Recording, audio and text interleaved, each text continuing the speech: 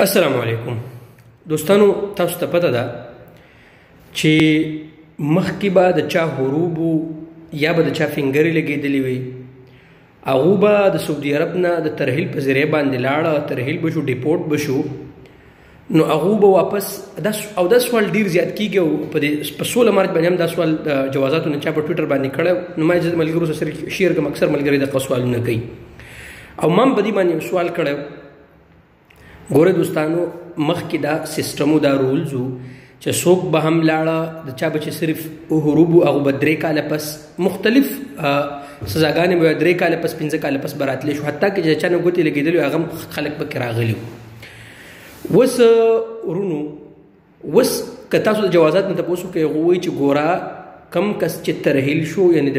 ډیپورټ شو د سعودي عرب نه،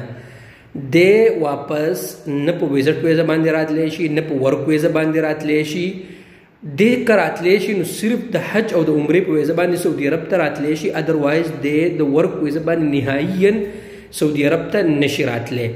ټیک شو دوستانو، مختلف اوقاتو کې هغه خپل په قوانینو کې چینجز کوي. تاسو ته پته لګي اوس چې کوم موجوده حالاتو کې چې کوم رولز دي، نو هغه دا د قانون دی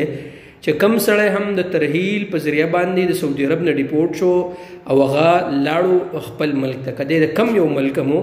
نو دی په ورک ویزه باندې سعودي عرب ته نهاییاً نشي راتلی. ټیک شو دوستانو.